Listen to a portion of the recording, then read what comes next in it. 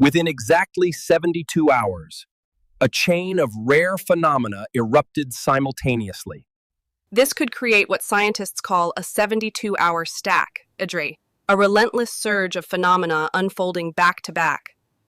Two stars suddenly went nova, shining so brightly they became visible to the naked eye. In Venezuela, two magnitude 6 earthquakes struck the same region just hours apart, followed by powerful aftershocks. At the same time, a massive solar eruption blasted straight into 3I divided by Atlas, a rare interstellar comet, only the third such object ever confirmed. The odds of all this colliding within the same 72-hour window? Less than 1 inch, 1,000, and depending on how it's calculated, perhaps far lower, a stacked coincidence so extreme that even seasoned researchers were left astonished. An impossible stack, naked eye novae. On average, Earth witnesses only about 1 nova per year bright enough to be seen without a telescope. Yet within less than 36 hours, 2 such explosions occurred, both clearly visible to amateur observers. Venezuela earthquakes. This region typically experiences a magnitude 6 quake only once every 2-3 years. But 2 major shocks, plus strong aftershocks, struck within just 6 hours. CME and the interstellar comet. The Sun, at the peak of its activity cycle, ejected a coronal mass ejection, CME, that happened to sweep across the path of 3I divided by Atlas, a target so rare that scientists compared it to hitting the astronomical jackpot. Combine these probabilities, and the number becomes so tiny it practically defies prediction. Statisticians describe this as a Poisson random cluster. Chance sometimes aligns into a sequence so unlikely it feels as if guided by an unseen hand. Why scientists are puzzled. The issue is not just the rarity of each event, but their overlap. When multiple rare pieces fall into the same time window, the sense of the impossible intensifies. The phrase event stack quickly spread among astronomers and geologists, becoming shorthand for a week when the universe seemed to suspend its own rules. Counting down the minutes. September 23, 2:12, UTC, Nova V, 1935. Centauri flared, detected within minutes by automated telescopes in Chile and South Africa. News spread quickly. Within an hour, the international community confirmed it, and by the following morning in Europe, the discovery was already making headlines. September 24, 22:21 UTC. A second nova erupted, marking the peak of the stacked sequence of phenomena. Seismographs across the Caribbean simultaneously registered strong tremors. A shallow magnitude 6. 2 earthquakes struck near Men Grande, Venezuela. The hypocenter lay just 7.8 kilometers deep, hitting precisely at 6:21 p.m. local time, when many families were still clearing up after dinner. Within minutes, the first bulletins appeared on the Venezuelan Seismological Institute's system and were quickly relayed to the USGS and EMC, entering global databases.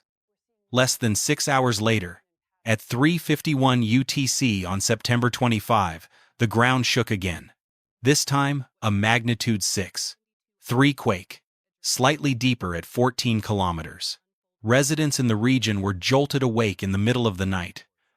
A chain of aftershocks followed, including a magnitude 5.8 jolt, overwhelming local hospitals. Medical logs and WhatsApp chat groups captured the chaos minute by minute as emergency crews raced against time. Only 14 minutes after the second quake, at 4:05 UTC, another cosmic signal flared.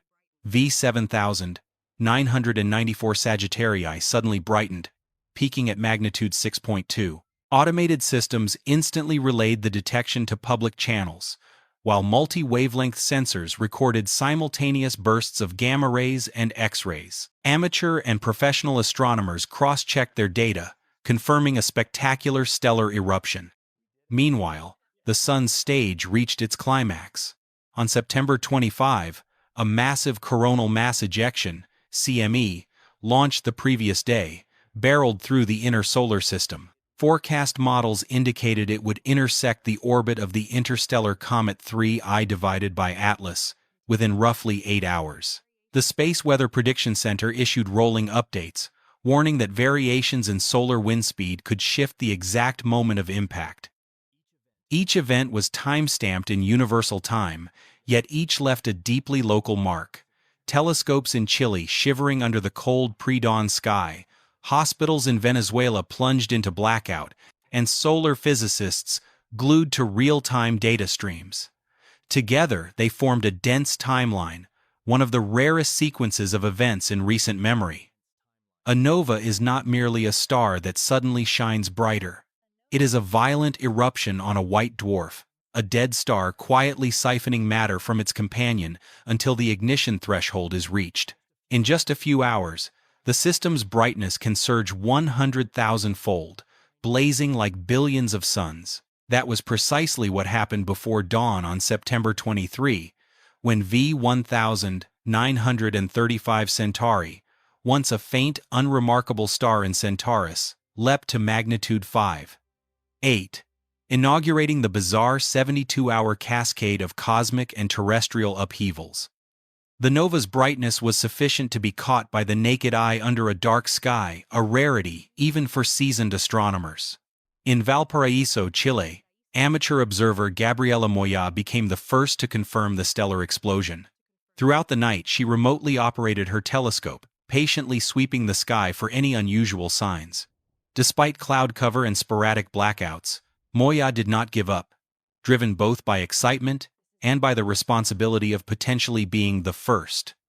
Rumors of the nova spread quickly across Discord channels, but Moya held off until she was certain before filing her report. By the time her alert reached the Central Bureau for Astronomical Telegrams, CBAT, at 2:12 UTC, she had been awake for nearly 48 hours. That alert immediately triggered a cascade of automated confirmations across the southern hemisphere.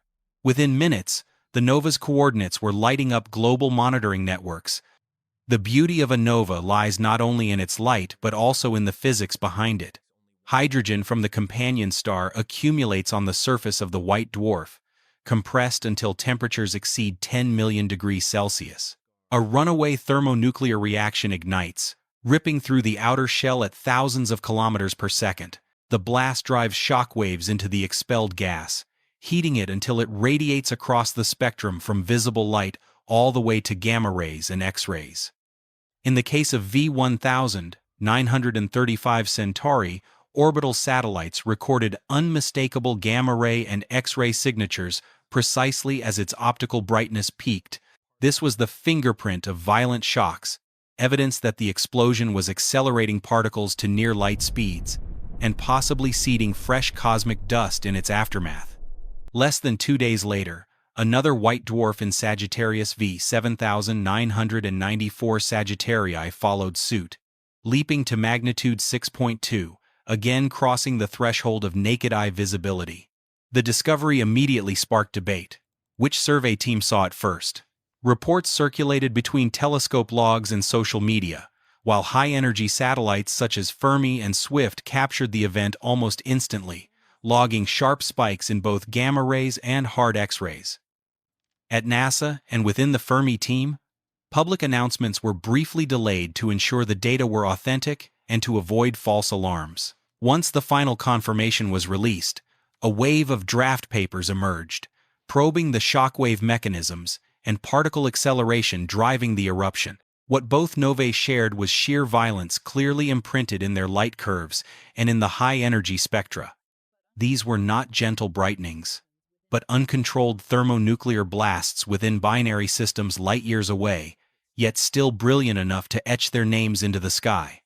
Meanwhile, the Earth itself was shaking.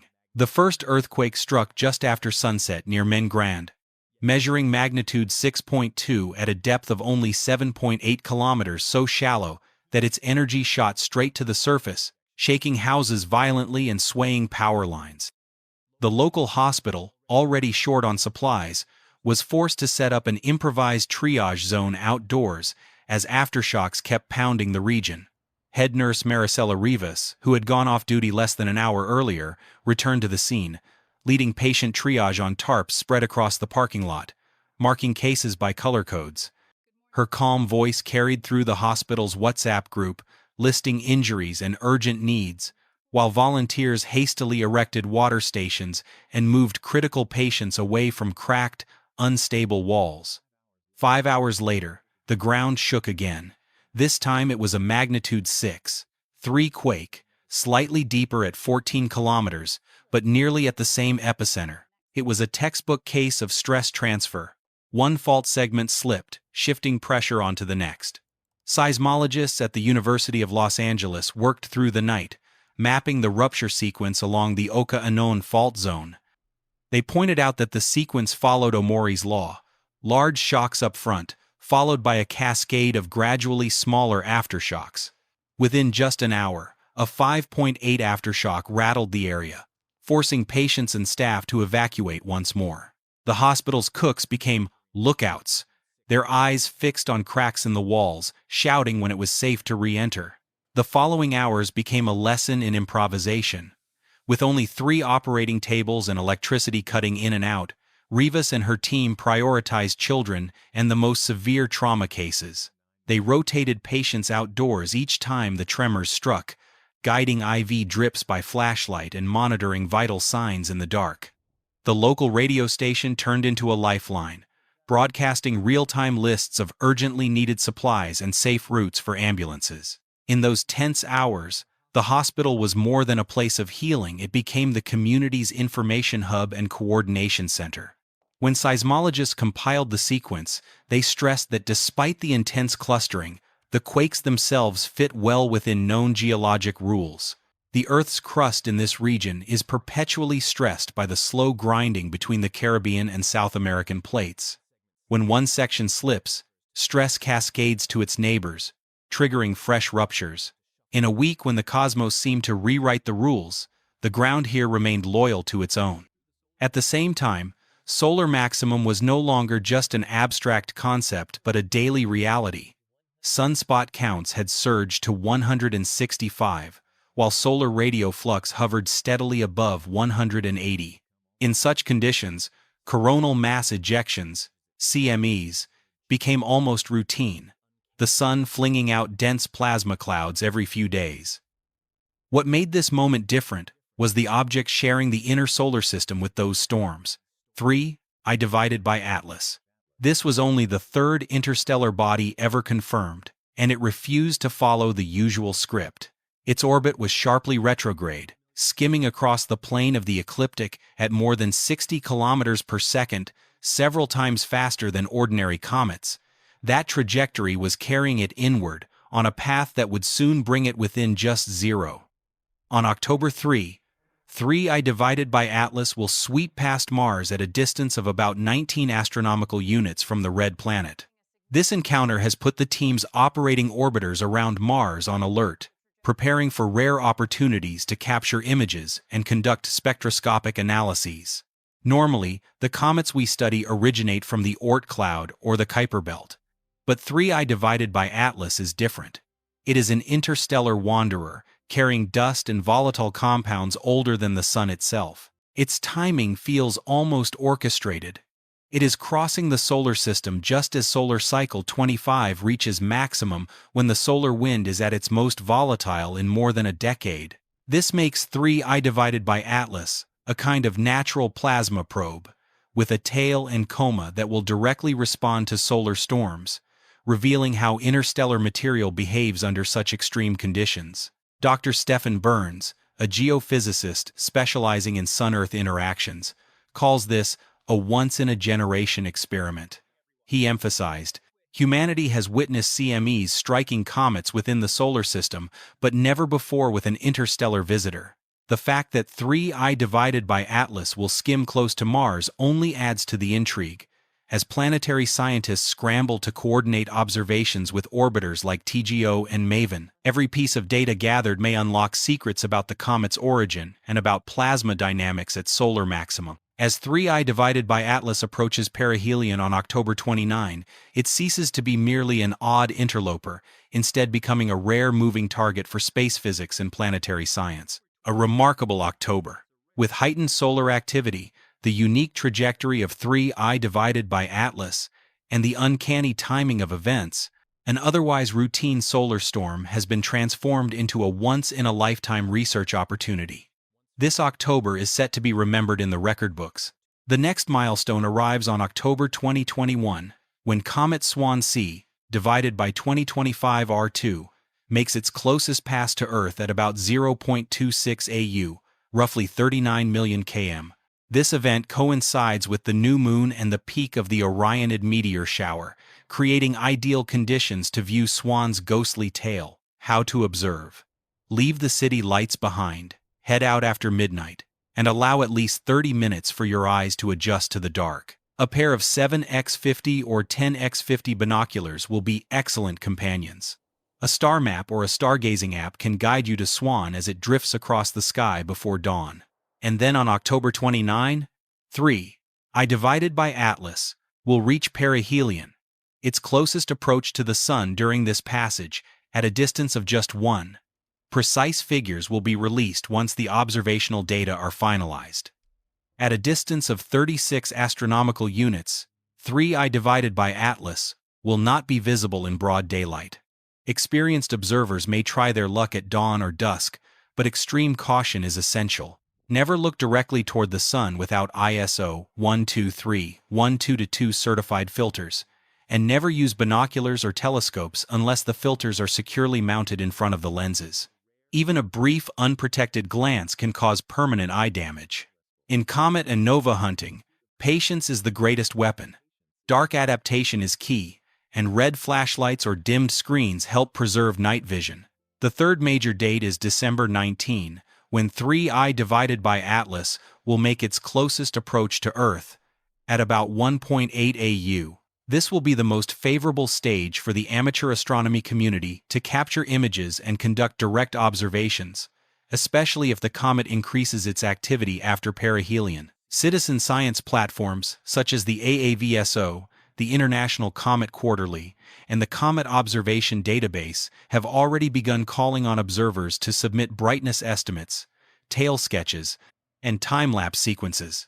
If you record anything unusual, a sudden outburst, a curved tail, or signs of fragmentation, note the exact time, location, and equipment used, then compare with other observations before posting to official channels.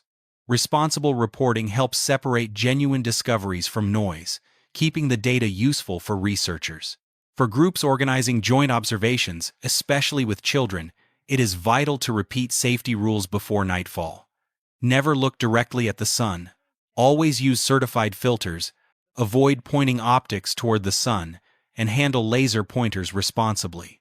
The excitement of such events can sometimes lead to carelessness, but a little caution can protect both eyesight and scientific credibility. As October and December unfold, the sky is sending us a rare invitation, an invitation that can only be answered with clear eyes, careful methods, and the right balance of wonder and respect for both marvels and risks. Within just 72 hours, from September 23-25, 2025, the world witnessed 2 naked-eye novas, 2 magnitude 6 earthquakes in Venezuela, and a coronal mass ejection striking 3IATLAS head-on.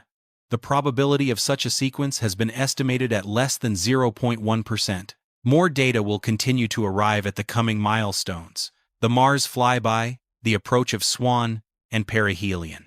Careful observations and prudent analyses will be the key to distinguishing coincidence from hidden connection. A record has been set, and sometimes, the rarest patterns of nature appear right before our eyes,